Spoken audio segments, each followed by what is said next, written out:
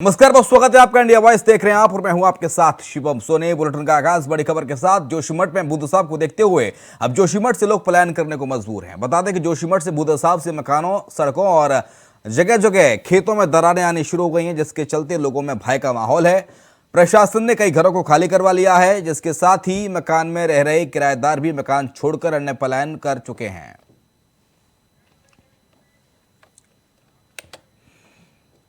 तो जोशीमठ में आई त्रासदी ने सैकड़ों परिवारों को विस्थापित होने के लिए मजबूर कर दिया। दरार वाले घरों में संख्या हर दिन बढ़ती जा रही है। असुरक्षित भवनों की संख्या 863 हो गई है। अब तक जोशीमठ में 270 परिवारों को अपने घरों से अन्य स्थानों पर शिफ्ट किया जा चुका है। बाकी इलाकों में सामान्य स्थिति है।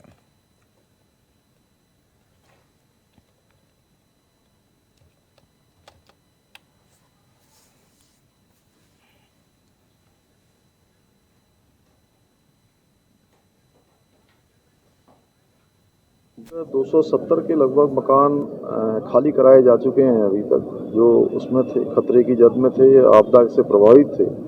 और बाकी वहाँ पर 70% के लगभग जनजीवन पूरी तरह से सामान्य है। वहाँ के बाजार भी खुले हुए हैं, वहाँ के सब काम भी चल रहे हैं। और आगे जो पुनर्वास होना है, उस पुनर्वास के लिए भी हम लोग काम कर रहे हैं। भारत सरकार से भी लगातार संपर्क में 8 प्रमुख संस्थान वहाँ पर अपने। प्रदेश के मुख्यमंत्री पुष्कर सिंह धामी ने शनिवार को मां डांट काली मंदिर में हवन पूजन कर समस्त प्रदेशवासियों के सुख, समृद्धि और खुशहाली की कामना की। इस मौके पर उन्होंने कन्या पूजन और प्रसाद वितरण में भी शिरकत की।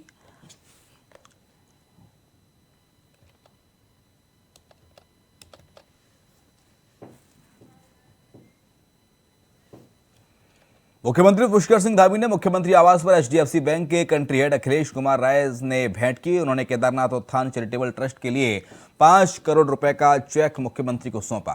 उन्होंने जोशीमठ में बुद्ध साहब प्रभावितों की सहायता के लिए भी आर्थिक सहयोग का आश्वासन दिया। इस अवसर पर एचडीएफसी बैंक के सर्कल हेड बकुल सिक्का और गवर्नमेंट रिलेशन हेड गौरव जैन भी मौजूद रहे।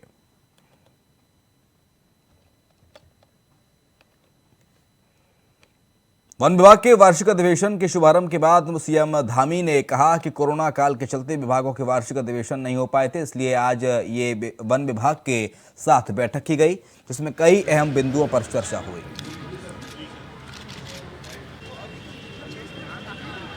तो निश्चित रूप से चूंकि बीच में कोरोना काल रहा, उसके कारण से बैठक नहीं हो पाई। ये बैठक आज हो रही है। इसमें बहुत सारे जो सरकार का हमारा सरलीकरण, समाधान और निस्तारण ये मंत्र है, इस मंत्र के आधार पर भारतीय वन सेवा के लोग भी अपने स्थानों पर और अच्छी तरह से अपना योगदान दें, राज्य के विकास में योगदान दें। और जो हमारी क्या अपेक्षाएं हैं सरकार से, तो इन सब विषयों पे चर्चा होनी है। लगभग 2 दिन का ये चलेगा और मंडे को माननीय श्री राज्यपाल उत्तराखंड इसका समापन करेंगे, तो उनके साथ भी इस तरह का मंथन जो होगा, उसमें जो भी हमारे विचार बनेंगे उसको फिर राज्य सरकार के समक्ष रखा जाएगा। महाराष्ट्र के राज्यपाल और उत्तराखंड के पूर्व मुख्यमंत्री भगत सिंह कोश्यारी हिमालयन जॉलीग्रांट पहुंचे और हॉस्पिटल में भर्ती राज्य आंदोलनकारी और पूर्व महिला आयोग अध्यक्ष सुशीला बलूनी का हालचाल उन्होंने जाना। 84 साल की सुशीला बलूनी लंबे समय से बीमार चल रही हैं। इस मौके पर राज्यपाल भगत सिंह कोश्यारी ने सुशीला बलूनी के बेटे विनय बलूनी, संजय बलूनी, बेटी मधु बलूनी से स्वास्थ्य की जानकारी ली। इस मौके पर गन्ना विकास समिति डोईवाला के चेयरमैन मनोज नोटियाल और हॉस्पिटल के डॉक्टर भी मौजूद रहे। पूरे देश भर में आज परीक्षा पर चर्चा कार्यक्रम का आयोजन किया जा रहा है। सरकार के तमाम मंत्री परीक्षा पर चर्चा कार्यक्रम के तहत बच्चों के बीच में पहुंच रहे हैं और इसी कड़ी में कृषि मंत्री गणेश जोशी राजकीय इंटर कॉलेज देहरादून स्थित किशनपुर पहुंचे, जहां छात्र छात्राओं द्वारा बनाई गई सुंदर पेंटिंग्स का अवलोकन उन्होंने किया। छात्राओं द्वारा तमाम कार्यक्रम आयोजित इस दौरान किए गए। यहाँ पे बैठक व्यवस्था के लिए महोदय आपने दिल्ली की मोदी जी की सरकार हो, चाहे पुष्कर सिंह धामी की उत्तराखंड की सरकार हो, हमने शिक्षा के क्षेत्र में आमूल परिवर्तन किया है।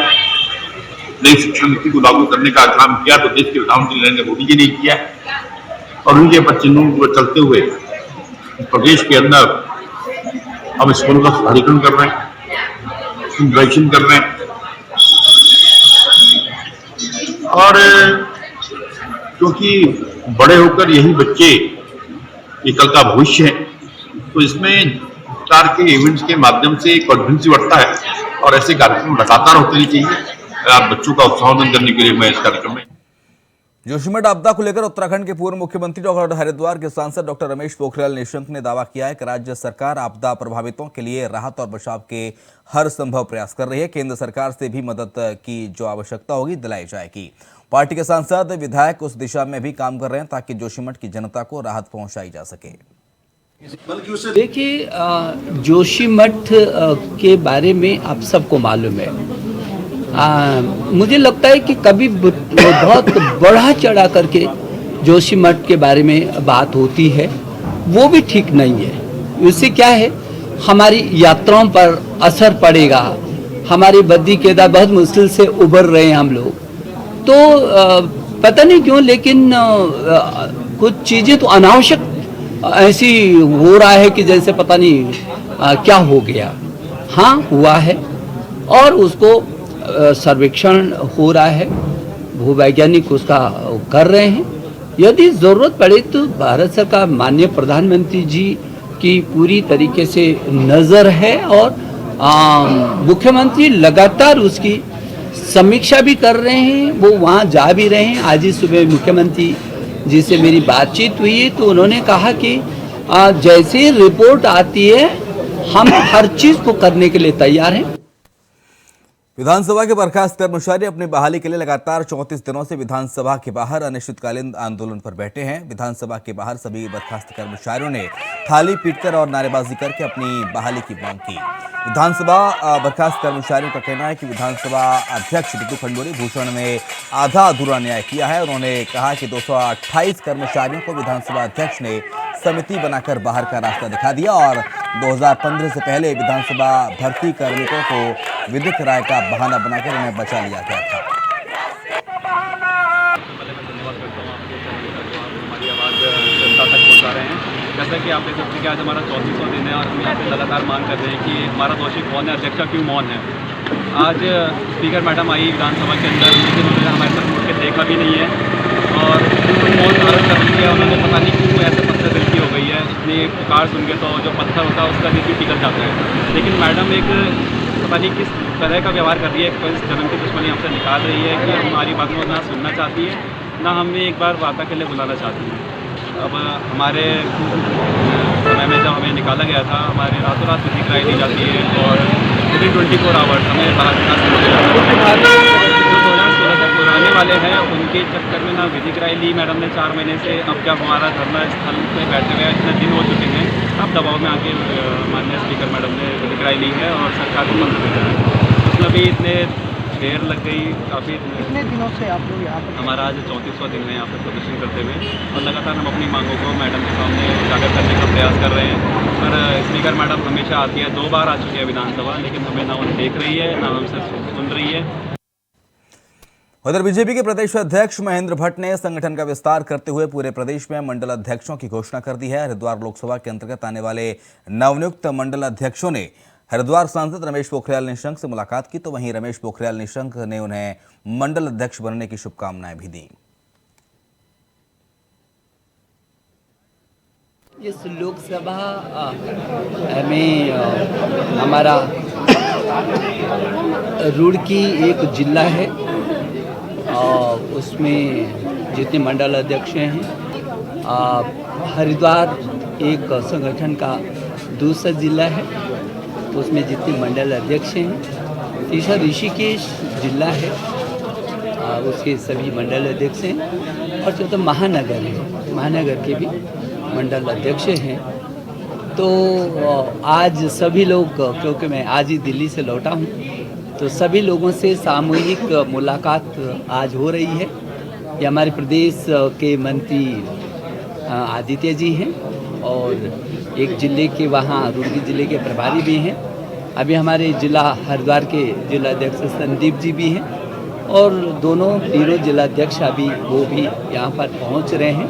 इस लोकसभा में हमारा रुड़की 2021 के मुकाबले 2022 में प्रदेश भर में सड़क में 27% हादसे देखने को मिल रहे हैं। हादसों में इजाफा देखने को मिल रहा है। देहरादून में सड़क हादसों की बात की जाए तो 19.15% का इजाफा हुआ है। ज्यादातर हादसों की वजह ओवर स्पीड बताई जा रही है।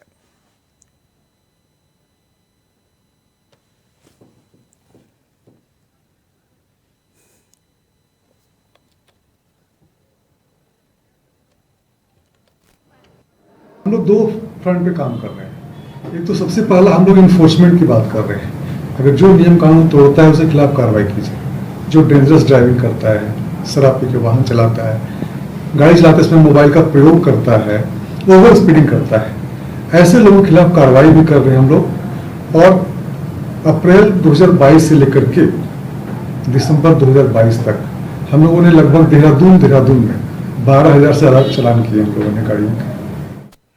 आज मौनी अमावस्या है, यानी कि माघ महीने की पड़ने वाली अमावस्या, और वो भी शनिवार में पड़ने वाली अमावस्या। इस मौके पर हरिद्वार में गंगा स्नान किया गया। हजारों और लाखों की तादाद में श्रद्धालु आए और आस्था की डुबकी यहां पर लगाई। इसके साथ ही दूर दूर से श्रद्धालु गंगा स्नान के लिए यहां आए। मौनी अमावस्या पर मौन रहकर मां गंगा में स्नान करने और दान करने से कष्ट दूर होते हैं। तो भैया कोई चाय भी बनवाना है?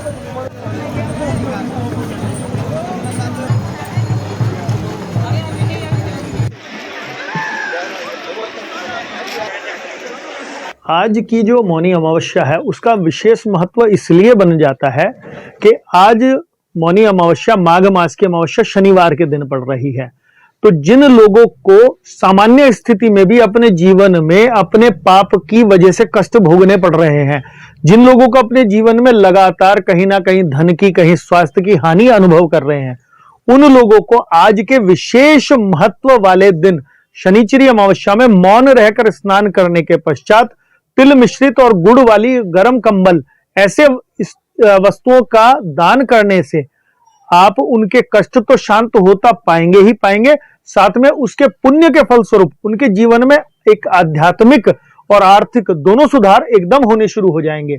आज की विशेष पुण्यदायी अमावस्या और अच्छी ये हो जाती है कि क्योंकि अभी अभी शनि ने राशि परिवर्तन किया है, तो जिन लोगों को शनि की ढैया या साढ़े साती विशेष तौर पर परेशान कर रही है, तो तिल मिश्रित वस्तु का दान करने से उनको उससे भी मुक्ति हो जाएगी। हम बागेश्वर डिस्ट्रिक्ट से आए हैं और इसका महत्व बहुत है। हम काफ़ी फॉर्चुनेट हैं कि हम ऑल द वे किसी और काम से आए थे, बट ये सौभाग्य हमें मिल गया, तो इससे बेहतर हमें कुछ लगता नहीं, क्योंकि मौनी अमावस्या का अपने आप में बहुत बड़ा महत्व है। अब कथाओं में, पुराणों में तो हमारे हिंदू धर्म के हिसाब से बहुत चीज़ें लिखी हुई हैं, लेकिन हमारे बुजुर्ग कहते हैं कि उस दिन गंगा स्नान करना अपने आप में बहुत बड़ी बात है। तो हमको ये मौका मिला है, तो हमारे लिए इससे मतलब बड़ा दिन हो ही नहीं सकता है। तो हम लोग श्रद्धा से पूरी डुबकी लगा रहे हैं और अपने जितने भी भगवान हैं, इष्ट देव हैं हमारे, जो भी हैं, उन चीज़ों को हम आज यहाँ जो है सबका वो करके अपने पूर्वजों का वो जितने भी उनका तर्पण वगैरह सब कुछ आज ही हो गया हमारा। भाई मेरा शुरू से मन था कि अमावस्या के दिन स्नान किया जाए और ठंड में स्नान किया जाए, क्योंकि गर्मियों में तो हर कोई आदमी स्नान करता है, तो सर्दियों में स्नान करने का अलग ही महत्व माना जाता है। और अमावस्या का दिन है, तो हमने ये निर्णय लिया कि हम अमावस्या को स्नान करेंगे। बहुत अच्छा महसूस हो रहा है। ये जो हमारा है हिंदू धर्म की आस्था, उसके अनुसार अमावस्या के दिन स्नान करने से है जो आत्मा की शुद्धि होती है और पितृ है उनको मोक्ष प्राप्त होता है। तो ये हमें बहुत ही अच्छा लगा। आज हम स्नान किया, हमारी आत्मा की शुद्धि हुई है, ये हम अच्छा है जी। हाँ, बहुत श्रद्धालु है, सुबह 4 बजे से यहाँ स्नान कर रहे हैं और इतनी ठंड के बावजूद भी इन लोगों ने यहाँ स्नान किया है। ये हमारे धर्म के अनुसार बहुत ही अच्छा माना गया है। अमावस्या के दिन स्नान करने से है जो हमारे पितर है, देवता है, वो खुश होते हैं। और ये गंगा मैया है, यहाँ पे स्नान किया और बहुत ही आत्मा की शुद्धि है, बहुत अच्छा है जी। एक छोटा सा ब्रेक ले रहे हैं, फौरन लौटेंगे। अल्मोड़ा के लमगड़ा विकासखंड के कई गांवों में रसोई गैस की आपूर्ति बंद करने पर ग्रामीण सड़कों पर उतर आए हैं। कांग्रेस के पूर्व ब्लॉक अध्यक्ष दीवान सतवाल के नेतृत्व में स्थानीय जनता और कांग्रेस कार्यकर्ताओं ने लमगड़ा में धरना प्रदर्शन किया। पूर्व विधायक अध्यक्ष और कांग्रेस नेता गोविंद सिंह कुंजवाल भी धरना प्रदर्शन में शामिल हुए। इसीलिए मैं कह रहा हूँ आगे और लड़ाई। जिस तरह से पक्षपातपूर्ण तरीके से काम कर रही है और पुरानी कांग्रेस के समय की स्वीकृत योजनाओं को रोक रही है, उन सारे मुद्दों को लेकर के हम यहाँ पर बैठे हैं और विशेष रूप से चुनाव के दरमियान तक इस लंगड़ा विकास खंड के जिन गांवों में गैस जा रही थी, गैस के ट्रक जा रहे थे, गांव में लोगों को गैस मिल रही थी और चुनाव का रिजल्ट आने के बाद उस गैस को मुहिम में जिस कदम से हम सबको साथ लेके चलेंगे, हम सब आपके साथ हैं। लगी बहुत बहुत को हटाने का काम भारतीय जनता पार्टी की सरकार ने किया है और अगर 1 महीने का समय हमने दे रखा है, उसमें अगर सारी गाड़ियां प्रस्तावित न हो और सब जगह अगर गाड़ियां नहीं चल पाएंगी गैस की, उसमें हम आगे के लिए उग्र आंदोलन करेंगे। आज हमने गैस का इसी क्रम में निवेदन कर खंडेवा की गलपुरा रेंज में आरक्षित वन क्षेत्र से नौगवानाथ इलाके में ट्रैक्टर ट्रॉली से बेशकीमती सागौन की लकड़ी तस्करी का स्पेशल टीम ने छापेमारी कर खुलासा किया है। इस कार्रवाई के दौरान वन तस्कर फरार हो गए, मगर पुलिस ने मौके से लाखों रुपए कीमत के 21 लट्ठे से लदी ट्रैक्टर ट्रॉली जब्त की है। इस मामले में वन विभाग की चेकपोस्ट के कर्मचारी की मिलीभगत की बात भी सामने आ रही है। अफसरों का कहना है कि उनके खिलाफ भी कार्रवाई की जाएगी। प्रकाश का अभिमान यहाँ हमारी खिलपुरा रेंज के अंतर्गत हो रहा है, जिस पर कार्रवाई करते हुए डीएफओ सर के निर्देश पे प्रभाग स्तरीय एसओजी ने खिलपुरा रेंज में छापेमारी की, जिस दौरान एक ट्रैक्टर स्वराज माई ट्रॉली जिसमें ऊपर जलोनी लदी हुई थी और नीचे सागौन प्रकाश रखा गया था, वो कब्जे में लिया गया। इसमें करीब 21 नग सागौन प्रकाश बरामद हुआ। जो बरामद प्रकाश है उसका कॉस्ट करीब 80,000 रुपये आकलित किया गया मार्केट रेट। जो उसे बस यहाँ पे पर्ची काट रहा था, 3-4 लोग होंगे उसमें, सेना पानी जा रहे हैं। हाँ जाते हैं, कभी बाइक से भी जाते हैं, कभी भर के भी जाते हैं। अब साहब इतना मैं जानकारी ज़्यादा नहीं लेना चाहता हूँ, क्योंकि यहाँ से लगभग कोई बयान के लिए निकलता है, कोई सेना पानी के लिए, कोई लकड़ी लाने के लिए, कोई जलाने वाली उसके लिए निकलता है। लक्सर की खबर, जहां पर कबूलपुरी रायघटी गांव निवासी एक 50 साल की हत्या की से सनसनी फैल गई महिला की। इसके साथ ही मृतक के दोस्त ने ही कुल्हाड़ी से वार कर उसकी हत्या की है। वारदात के बाद से इलाके में हड़कंप है।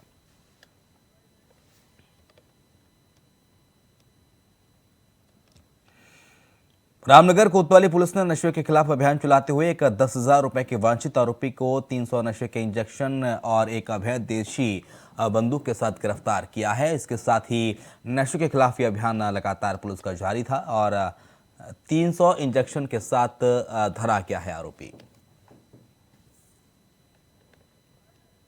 का रहने वाला सानू खान, जो हमारे यहाँ का एचएस है और जिसकी इसमें और एनडीपीएस एक्ट की तस्करी करने और लोगों को बेचने की काफ़ी शिकायतें थी, जो पूर्व में भी वांछित चल रहा था। इसके खिलाफ एक मारपीट का भी मुकदमा कायम किया गया था और जो हमारे थाने का 10,000 का इनामी है, कल इसको दबिश देकर गिरफ्तार किया गया। इसके पास से 300 इंजेक्शन और एक देसी बंदूक बरामद हुई है। गिरफ्तार कर जेल भेजा जा रहा है।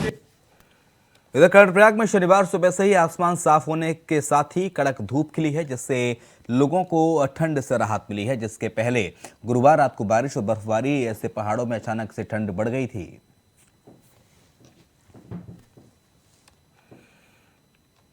हिमनगरी मुनस्यारी में हुई इस साल की पहली बर्फबारी से कड़ाके की ठंड से लोगों की मुश्किलें बढ़ती नजर आ रही हैं। मौसम विभाग के पूर्वानुमान के अनुसार विकासखंड मुनस्यारी में कल सुबह से ही मौसम ने करवट बदल ली है। सुबह से ही मुनस्यारी में आसमान पर काले बादल छाए रहे, साथ ही शाम ढलते ही मौसम के बदलते मिजाज से बर्फबारी शुरू हुई।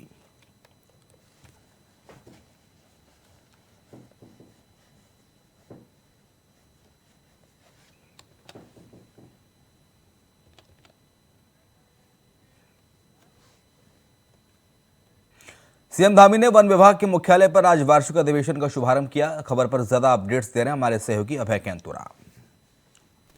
के उत्तराखंड के अधिकारियों का आज वार्षिक सम्मेलन हुआ। 2 साल से ये सम्मेलन कोविड के चलते यहाँ पर नहीं आयोजित हो पा रहा था फॉरेस्ट में, और इस बार ये कह सकते हैं कि मुख्यमंत्री ने इस सम्मेलन का वार्षिक सम्मेलन का यहाँ पर शुभारंभ किया है। मुख्यमंत्री ने साफ तौर पर अधिकारियों को दिशा निर्देश दिए कि जो सरकार का सरलीकरण और समाधान का जो मूल मंत्र है कि जो जनता की समस्याएं हैं विकास के जो रास्ते हैं उन रास्तों पर आसानी से कैसे आगे बढ़ाया जा सकता है, जनता की समस्याओं का कैसा सरलीकरण और समाधान उनका निकाला जा सकता है, उस पर अधिकारियों को काम करना चाहिए।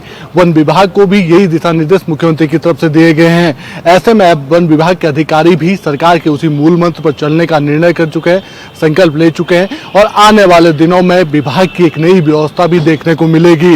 ये कहा जा सकता है कि 3 दिवसीय इस वार्षिक सम्मेलन में अधिकारियों की जो कार्यशैली होगी वो बदली हुई नजर आएगी और उसका परिणाम धरातल पर दिखने लगेगा। कैमरामैन नसूर के साथ अभय कैंतुरा, इंडिया वॉइस, देहरादून। उत्तराखंड में विधानसभा से बर्खास्त तकरीबन 228 कर्मचारियों का विधानसभा के बाहर 34वें दिन भी धरना जारी है। रिपोर्ट्स दे रहे हैं हमारे संवाददाता। सभा से बर्खास्त कर्मचारियों का धरना 34वें दिन भी जारी है। विधानसभा से बर्खास्त कर्मचारी सरकार से सीधे तौर पर न्याय की मांग यहां पर कर रहे हैं। कर्मचारियों का कहना है कि जो न्याय दूसरे कर्मचारियों के लिए हुआ है वो न्याय उनके साथ भी यहां पर किया जाए, यानी जो कार्रवाई 2016 के बाद के कर्मचारियों पर की गई है अवैध नियुक्तियों के रूप में, वो 2016 से पहले के कर्मचारियों पर भी की जाए। जबकि दूसरी तरफ सरकार से इस पूरे मामले पर जो महाधिवक्ता हैं हाईकोर्ट के, उनसे यहाँ पर परामर्श मांगा गया है कि क्या कुछ निर्णय उनकी इस नियुक्तियों को लेकर लिया जा सकता है, क्योंकि लगातार कर्मचारी 2016 से पहले की नियुक्तियों पर भी न्याय मांगने की बात कर रहे हैं और जो फैसला उनके लिए हुआ उसी फैसले के आधार पर है, क्योंकि कोटिया कमेटी की रिपोर्ट में साफ तौर पर कहा गया कि 2001 से लेकर अब तक जो नियुक्तियां हुई है वो सभी अवैध हुई है तदर्थ नियुक्तियों के आधार पर। तो ऐसे में सिर्फ कार्रवाई 2016 के कर्मचारियों पर ही क्यों? कैमरामैन नसूर के साथ अभय कैंतुरा, इंडिया वॉइस, देहरादून। देवभूमि समाचार में इतना ही।